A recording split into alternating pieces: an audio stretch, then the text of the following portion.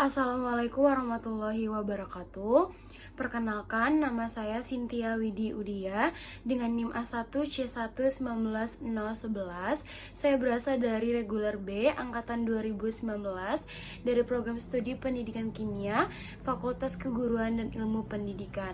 Nah, pada video ini saya akan menjawab pertanyaan nomor 1 mengenai ujian akhir semester Praktikum Kimia Organik 1, yang dimana pertanyaannya itu adalah jelaskan kendala utama yang Anda temukan dari hasil analisis video percobaan tentang reaksi-reaksi keton dan alkohol.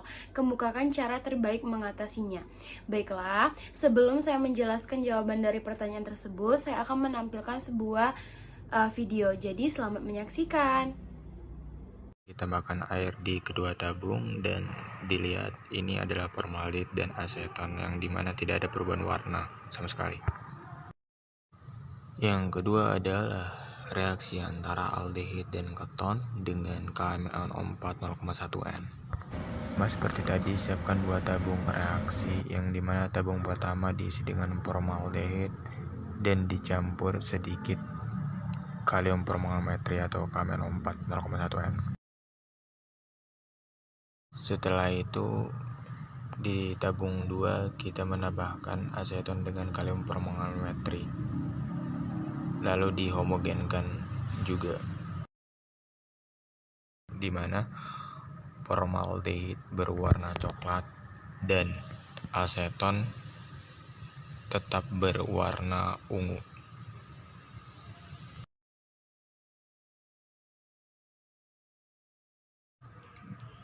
Yang selanjutnya yang ketiga, reaksi antara aldehid dan keton dengan NH4OH. Tabung pertama kita isi dengan AgNO3 dengan beberapa tetes di dalam tabung reaksi, dan hasilnya berwarna putih. Tabung reaksi kedua juga ditambahkan AgNO3 sama seperti di tabung 1. Tabung reaksi dimasukkan oleh NH4OH beberapa tetes dan nanti dihomogenkan, dan ini hasil dari kedua tabung reaksi tersebut. Hasilnya mengendap, terjadi reaksi Tollens. Lalu yang kedua tabung tersebut, yang tabung pertama diisi dengan formaldehyde, yang kedua diisi dengan aseton, yang dimana yang pertama adalah pemanasan untuk formaldehyde yang dicampur oleh N4OH dan AgNO3, dan terjadi perubahan warna menjadi warna perak. Yang ke tabung kedua adalah AgNO3 plus NH4OH plus aseton menjadi warna bening setelah pemanasan. Yang keempat terakhir adalah reaksi antara aldehid dan keton dengan reaksi Pehling. Pertama, dimana siapkan dua buah tabung reaksi, masing-masing diisi dengan yang satu diisi Pehling A dan yang satu diisi Pehling B.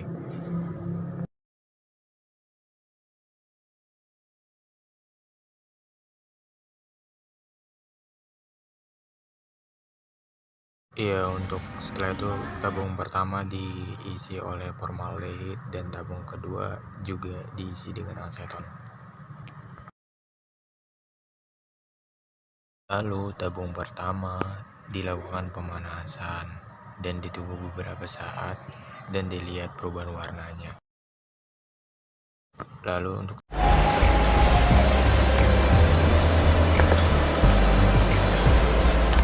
setelah mendidih, kita lihat kembali kalau misalkan sudah ada embun, kita angkat, kemudian lepas tisunya, kita cium baunya, maka akan tercium bau ganda kura.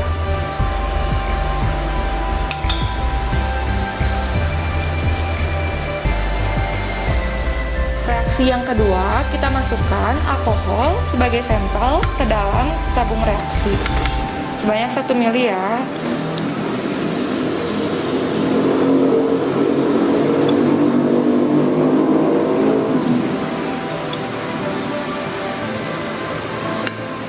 Kemudian tambahkan larutan Ki dan iodium ya. sebanyak 2-3 tetes.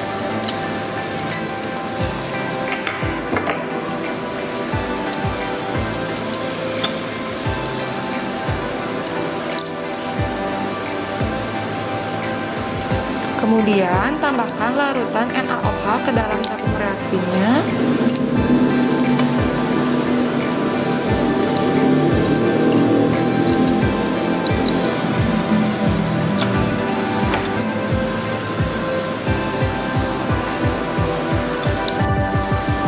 Lihat perubahan yang terjadi, larutannya menjadi warna merah ya, yang asalnya warna coklat.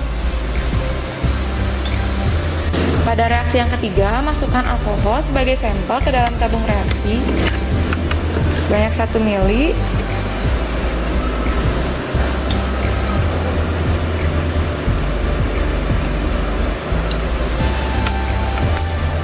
Kemudian, masukkan kalium dikromat ke dalam tabung reaksi 2-3 tetes. Kemudian, masukkan H2SO4 50% ke dalam tabung reaksi.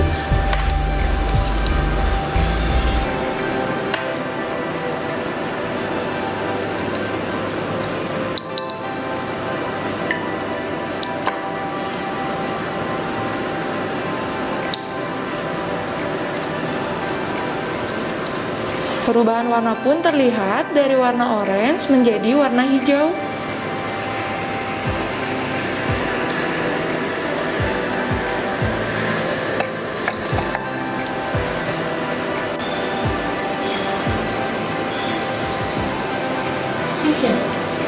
Pada reaksi yang kedua, sampel yang digunakan yaitu gliserin. Masukkan gliserin ke dalam tabung reaksi sebanyak 1 ml.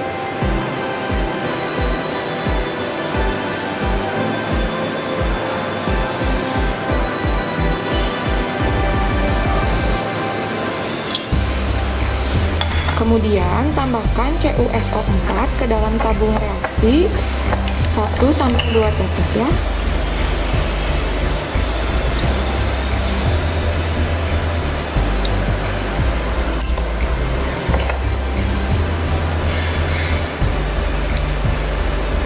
Kemudian tambahkan NaOH ke dalam tabung reaksi.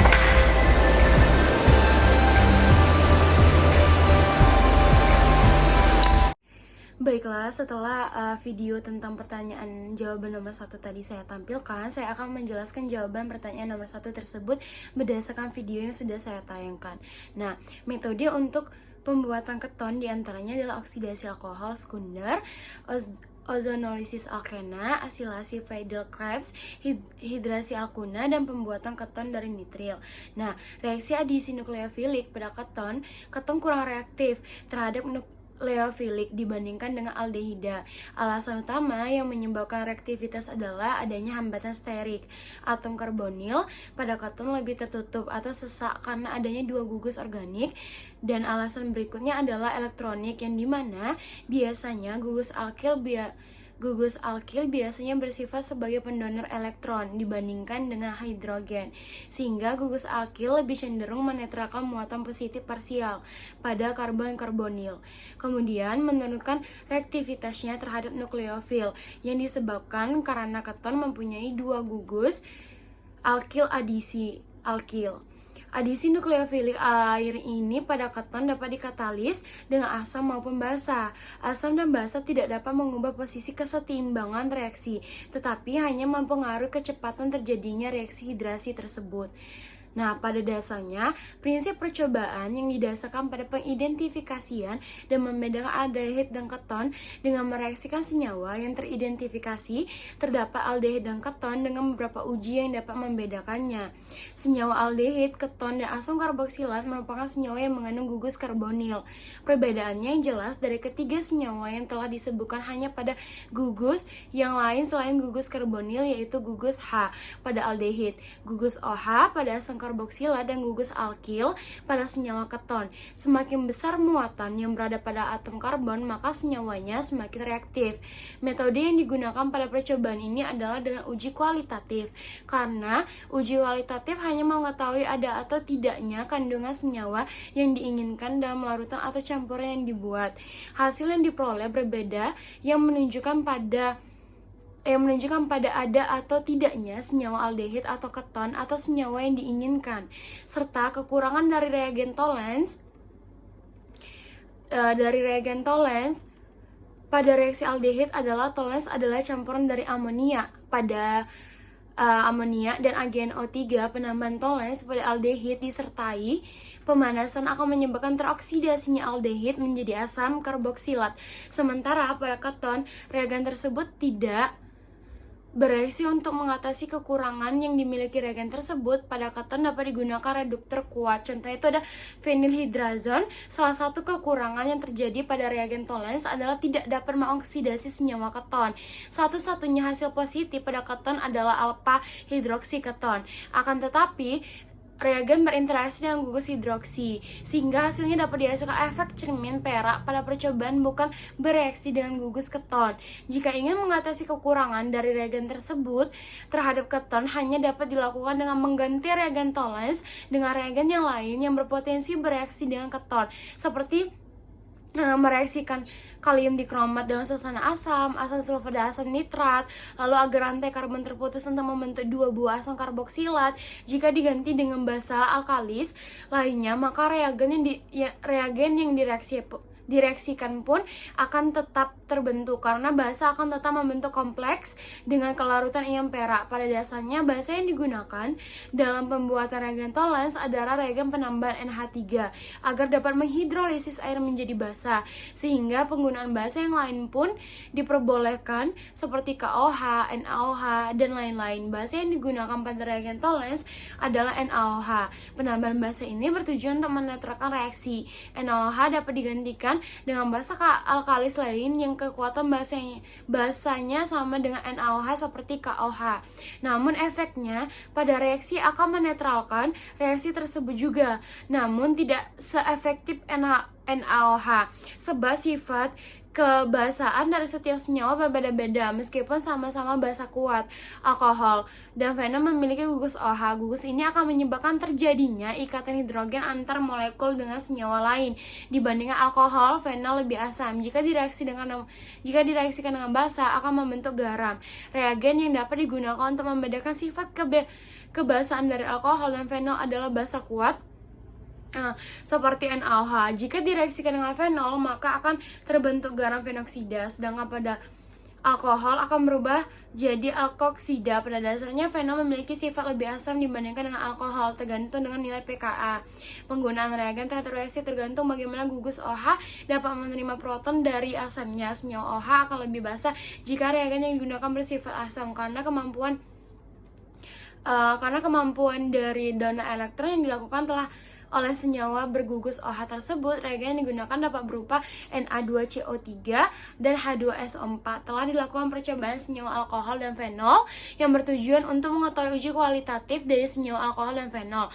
Percobaan dilakukan melalui uji kualitatif diantaranya tes iodoform, tes Lucas, esterifikasi, tes oksidasi, membedakan alkohol mono dan poli, kelarutan alkohol dan fenol, serta tes periklorida. Tes iodoform dilakukan dengan mereaksikan etanol dan metanol dengan larutan iodium dalam Ki dan NaOH 10%, di mana warna kuning Ki ada yang hilang dan ada yang tetap. Tes Lucas dilakukan dengan mereaksikan alkohol dengan FeCl2 yang menghasilkan larutan berwarna kuning dan terdapat endapan coklat.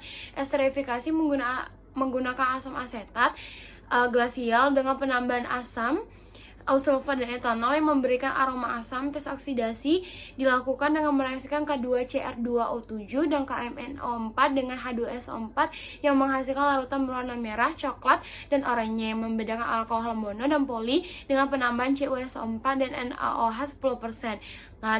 Dan identifikasi secara sederhana terhadap senyawa alkohol dan fenol dilakukan melalui kelarutan alkohol dan fenol, serta tes periklorida dengan penambahan reaksi tertentu dan diamati adanya perubahan warna dan pembentukan 2 fasa.